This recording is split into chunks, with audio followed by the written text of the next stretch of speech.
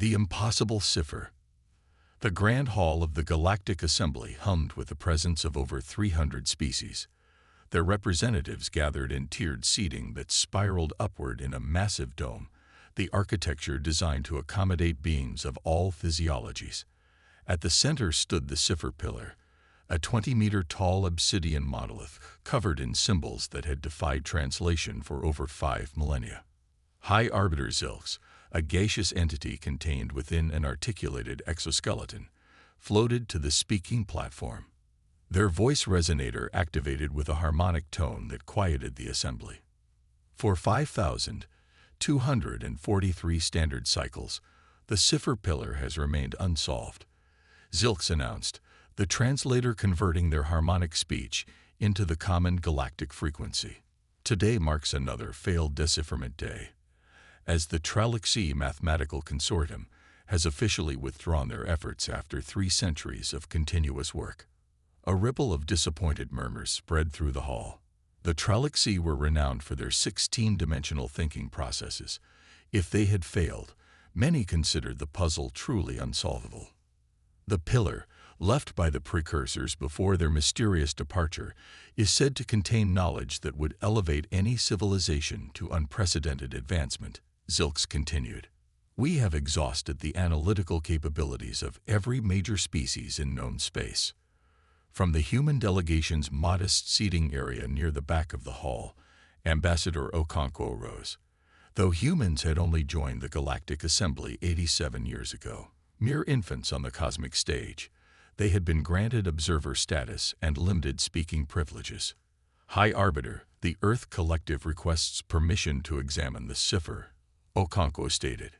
The hall erupted in various forms of laughter, from clicking mandibles to oscillating light patterns.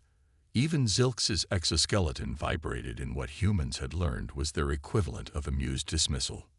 Ambassador, with all due respect to your species, beings with neural networks far more advanced than human brains have dedicated multiple lifetimes to this pursuit. The Clevi, who can process information simultaneously across 12 parallel minds, gave up after 800 years. Okonkwo remained standing. We understand, High Arbiter. However, we offer not a continuation of previous methods, but a different approach entirely. We request 1 Earth Standard Week with the cipher pillar. The chief scientist of the Mern hierarchy, a feline-like being with 4 sets of eyes, leaned forward. Fascinating arrogance. Your species has barely mastered rudimentary interstellar travel. The mathematical principles alone would be beyond your comprehension. Perhaps, Okonkwo replied calmly, but sometimes fresh eyes see what experienced ones cannot. After much debate and several voting procedures, the Assembly reluctantly granted the humans access to the cipher pillar, primarily as a diplomatic courtesy rather than from any expectation of success.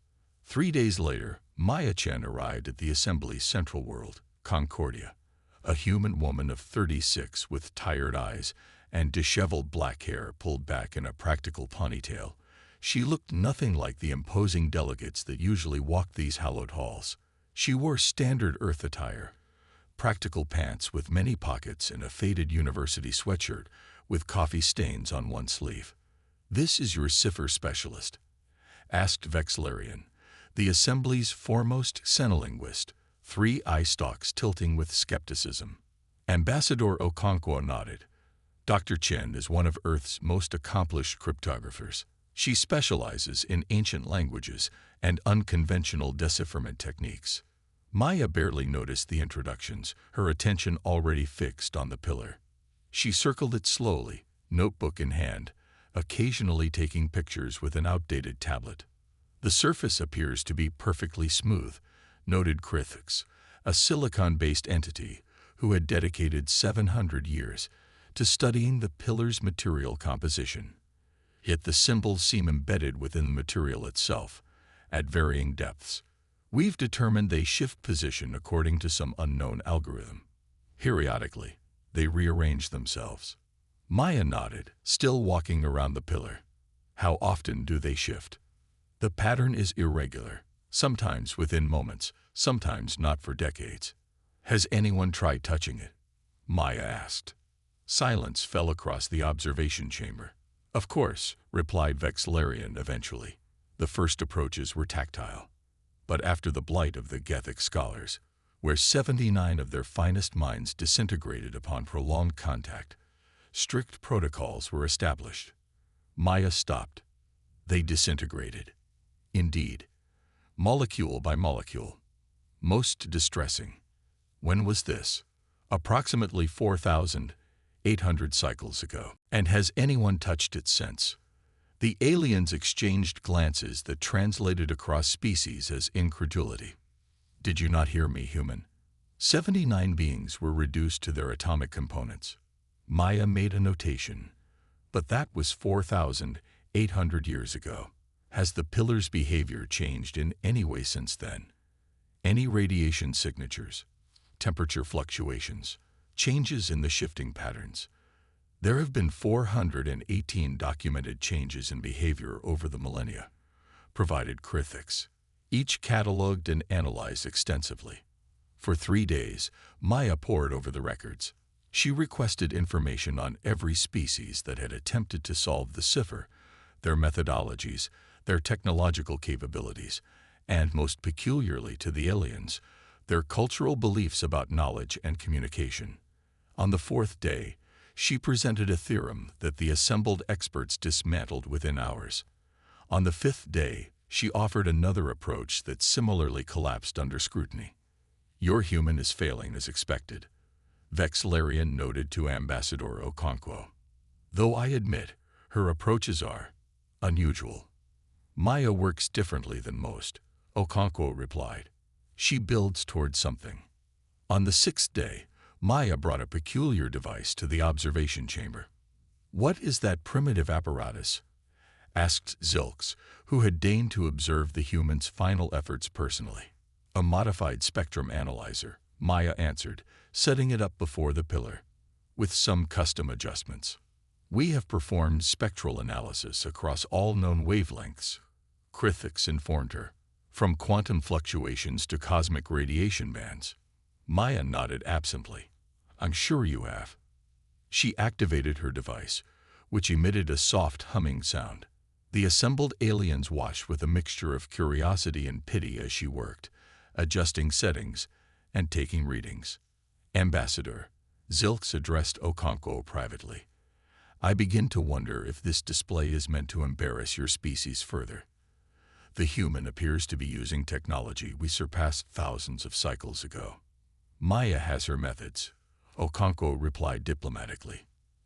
As the 6th day drew to a close, Maya sat cross-legged on the floor, surrounded by notes and data printouts. The observation chamber had mostly emptied, the alien observers having lost interest in watching what they considered humanity's inevitable failure. Only Crithix remained, designated to monitor the human and ensure protocol adherence. Their crystalline form glinted in the chamber's soft lighting.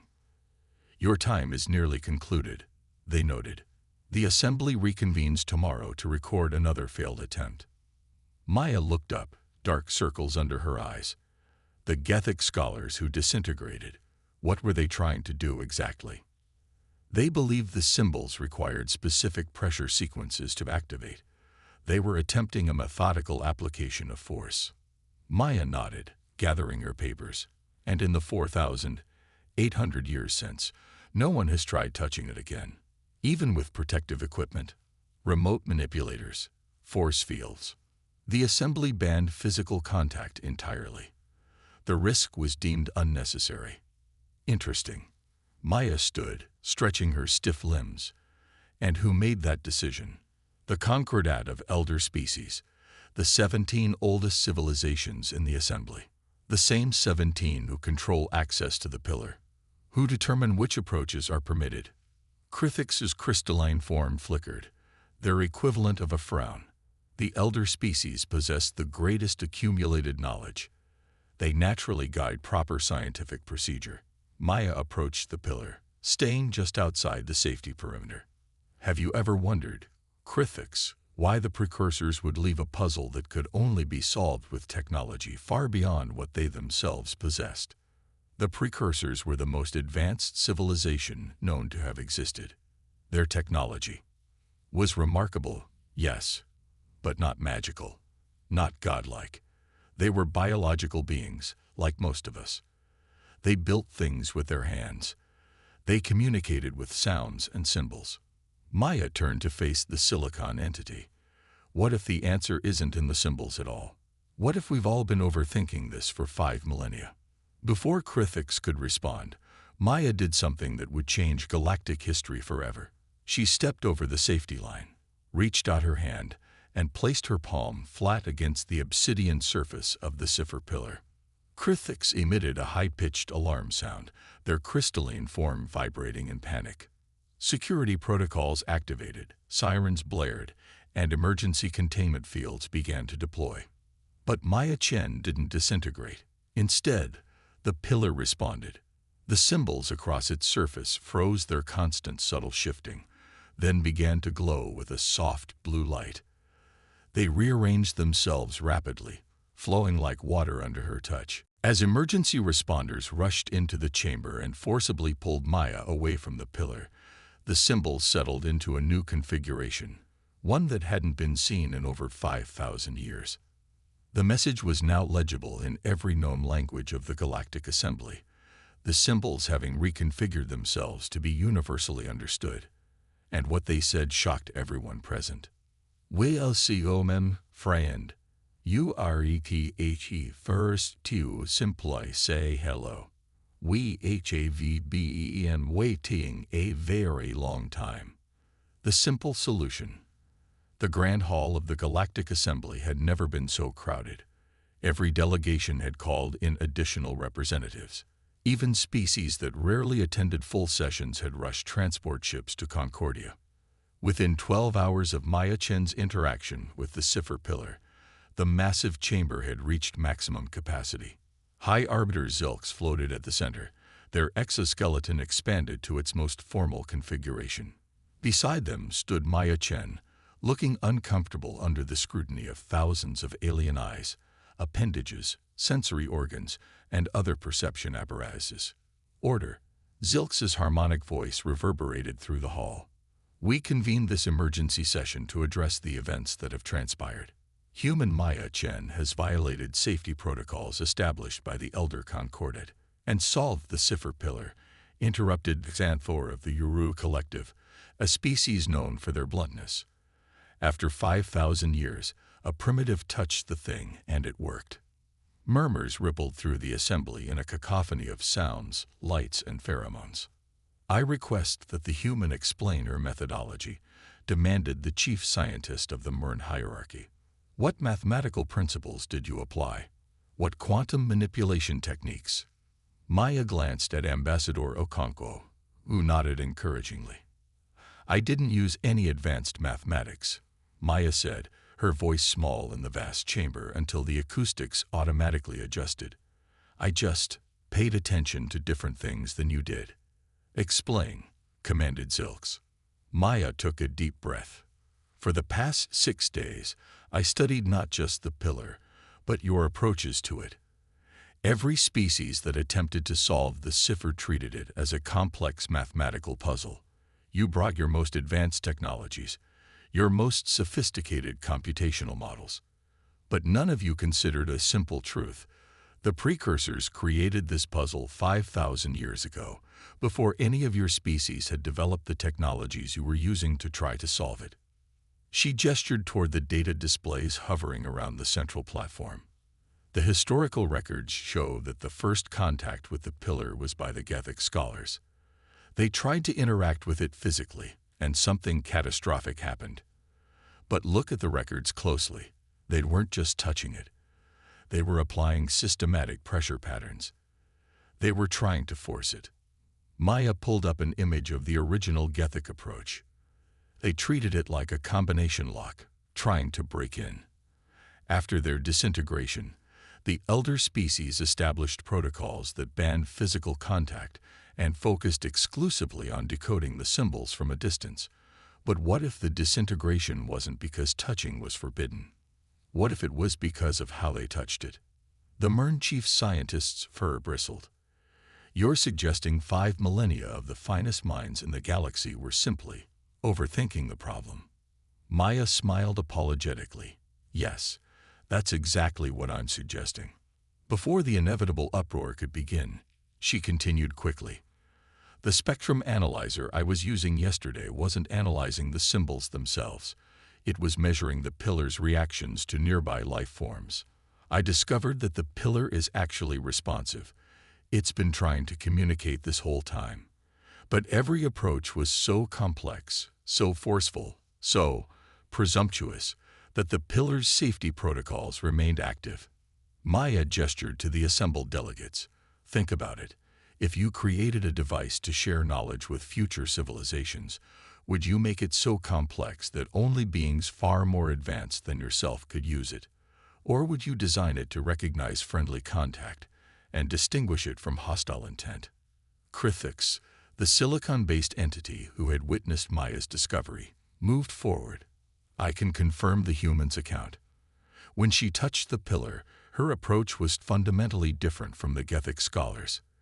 There was no attempt to manipulate or force. She simply made contact. A greeting, Maya explained. I hypothesized that the pillar might be semi-sentient, capable of recognizing intent. All your records showed the symbols subtly shifting over millennia, almost like it was trying different configurations, waiting for someone to simply acknowledge it as a communicative entity rather than a puzzle to be solved. High Arbiter Zilx's exoskeleton contracted slightly, a sign of deep contemplation. What exactly does the pillar's message mean? You are the first to simply say hello. Maya shrugged. Exactly what it sounds like. The precursors created an intelligent sharing device that activates through peaceful contact. It's been waiting for someone to approach it as a friend rather than a challenge. The implications spread through the assembly like a gravitational wave. 5,000 years of the most brilliant minds approaching the problem with increasingly complex methods, when the solution had been simple human courtesy. What has the pillar revealed since initial contact? Asked a representative from the rarely seen quantum plurality, their form shifting between multiple states of matter. Ambassador Okonkwo stepped forward. The pillar has begun to share information, gradually, as not to overwhelm. It appears to be an archive of precursor knowledge, designed to be accessed incrementally as the receiving civilization demonstrates understanding of each concept. And the human now controls this access, demanded Vexilarian, alarm evident in their vibrating eye stalks. No one controls it, Maya corrected. The pillar responds to all species now that it's been activated. It seems designed to calibrate its communication to the comprehension level of whoever interacts with it. It's not a weapon or a power source. It's a teaching tool. The Grand Hall fell silent as the implications settled over the assembly. Millennia of competition for access to the cipher, of jealously guarded research, of theories about superweapons or transcendent technologies, all rendered moot by a simple touch and greeting. The first data packets contain historical records. Maya continued into the silence. The precursors apparently faced a crisis that led to their departure from this galaxy. They left the pillar as both a warning and a gift, knowledge to help future civilizations avoid their mistakes. And the human civilization now has advantageous access to this knowledge, stated the MERN chief scientist, suspicion evident. Maya shook her head. That's not how the pillar works. It's designed to share with all, not to create advantage. In fact, it seems specifically engineered to discourage technological competition. She brought up a holographic display showing the pillar's first shared data set. Look at this. The initial information isn't about weapons or faster-than-light travel improvements. It's about sustainable civilization development, cultural exchange protocols, long-term cooperation strategies. Ambassador Okonkwo stepped forward. The Earth Collective proposes the formation of a multi-species committee to study the pillar's teachings, with equal representation from all assembly members. A low murmur of discussion spread through the hall. For many species, the idea that such powerful knowledge would be shared freely rather than hoarded went against millennia of competitive evolution. High arbiter Zilks raised their appendages for silence. This development is unprecedented. The implications will require careful consideration. With respect, High Arbiter, Maya said, I believe that's exactly the kind of thinking the pillar was designed to discourage. The message is clear. The precursors wanted to reach civilizations that value communication over competition, connection over conquest. You presume much, human, Vexillarian said, but their tone had softened. Perhaps, Maya acknowledged. But consider this. What if the Gethic scholars who disintegrated weren't destroyed as punishment?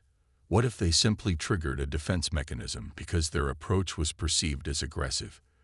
The pillar has been waiting for someone to treat it not as a puzzle to be solved or a code to be broken, but as an entity to be greeted. Krithix's crystalline form flickered with new light patterns. The human's hypothesis aligns with patterns I've observed over 700 years of study. The pillar has always appeared most active when approached with curiosity rather than analytical force. Over the next several hours, the assembly debated the path forward. Old rivalries and suspicions surfaced, then gradually gave way to a cautious optimism. Species that had competed for access to the cipher for thousands of years found themselves united in studying what it had to teach. 1 week later, Maya stood before the pillar again, this time accompanied by representatives from 27 species. Following her example, each approached and placed a hand, appendage, or sensory organ gently against its surface. The symbols flowed and shifted, adapting to each being's perceptual abilities. The pillar was teaching each according to their capacity to understand, yet somehow ensuring the knowledge shared complemented rather than conflicted. It's remarkable, noted Vexillarian, who had become one of Maya's most engaged collaborators. The information it provides to the Klexid relates to atmospheric engineering, precisely what the Uru need for their planetary restoration project. Maya nodded. It's not just sharing information, it's building connections between us. Ambassador Okonkwo approached, tablet in hand. Dr. Chen, the initial translations are complete. The precursors called themselves the Connectors. Their civilization spanned this galaxy for over 10,000 years. What happened to them? Maya asked. According to these records, they didn't die out or face external destruction. They evolved, transcended physical form. The pillar was left as a guide for younger species to potentially follow the same path. Transcendence through cooperation rather than competition, Maya mused. That's why the pillar wouldn't respond to forceful approaches. The entire test was whether we could recognize the value of connection. As more species interacted with the pillar, a peculiar phenomenon emerged. The knowledge it shared formed an interconnected web that required collaboration to fully implement. No single species received a complete technological solution. Instead, each received components that only made sense when combined with others. 6 months after Maya's discovery, the first collaborative project based on precursor knowledge was completed. A communication network that allowed perfect translation across all species, eliminating the misunderstandings that had plagued interspecies relations for millennia. We were all approaching it wrong, Krithix remarked as they observed the network's activation ceremony. For 5,000 years, we treated knowledge as something to be possessed, hoarded, used for advantage. Maya smiled. The pillar wasn't just a repository of information. It was a lesson in itself. A lesson that humanity somehow understood instinctively, noted Vexillarian. Despite your species' youth. Not instinctively, Maya corrected. We've made plenty of the same mistakes in our history. But perhaps being newcomers gave us an advantage. We hadn't spent thousands of years reinforcing the wrong approach. The ceremony concluded with the activation of the network, allowing direct mind-to-mind understanding across all connected species. As the attendees experienced true comprehension of each other for the first time, emotions that transcended biological differences flowed through the assembly. Maya stepped back, watching the historic moment unfold. Ambassador Okonkwo joined her. "You've changed everything," he said quietly. Maya shook her head. "I just said hello to something everyone else was trying to force open." She glanced at the pillar, its symbols now flowing in harmonious patterns that somehow seemed pleased. Sometimes the simplest approach is the one we overlook. As Maya watched representatives of civilizations far older and more advanced than humanity embrace new possibilities of cooperation, she reflected on the irony. After 5,000 years of the galaxy's greatest minds attacking the problem with their most sophisticated methods, it took a human with a simple greeting to unlock the greatest knowledge in the galaxy. And the knowledge turned out to be something simpler still: the power of connection itself.